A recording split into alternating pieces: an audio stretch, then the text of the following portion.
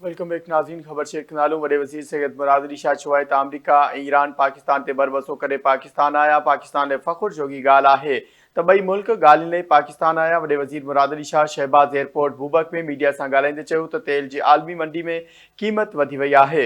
वफ़ाक़ी हुकूमत ऐं चइनी सूबाई हुकूमतुनि फ़ैसिलो कयो आहे त अवाम खे सब्सिडी फ़राहम कई वञे। संदसि चवणु आहे त सदर आसिफ ज़रदारी ऐं चेयरमैन बिलावल भुट्टो ज़रदारी हिदायत कई आहे त ग़रीब तबिके जी बेनज़ीर इनकम सपोर्ट प्रोग्राम ज़रिए मदद कई वञे। हुन चयो त न रुगो सेवण में पर पूरे सिंध सूबे में मंशियात फ़रोशनि ख़िलाफ़ कार्रवाई थियनि पियूं। मंशियात फ़रोशनि ख़िलाफ़ कार्रवाई थिए थी त कुझु सहाफ़ी लिखनि था ज़ुल्म थियो आहे ऐं सोशल मीडिया ते मुहिम हलाइनि था। वॾे वज़ीर चयो त मीरपुर ख़ास में फ़हमीदा लिगारी वाक़े में मुलविस जवाबदारनि ख़िलाफ़ कार्रवाई थींदी। अॼु जेको कुझु आहियां पंहिंजे वालिद सैयद अब्दुल्ला शाह ऐं पीपुल्स पार्टी जे करे आहियां।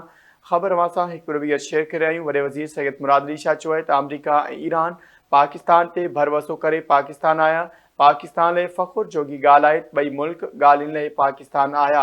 वॾे वज़ीर मुराद अली शाह शहबाज़ एयरपोर्ट बूबक में मीडिया सां ॻाल्हाईंदे चयो त तेल जी आलमी मंडी में क़ीमत वधी वई आहे। वफ़ाक़ी हुकूमत ऐं चइनी सूबाई हुकूमतुनि फ़ैसिलो कयो त अवाम खे सब्सिडी फ़राहम कई वञे।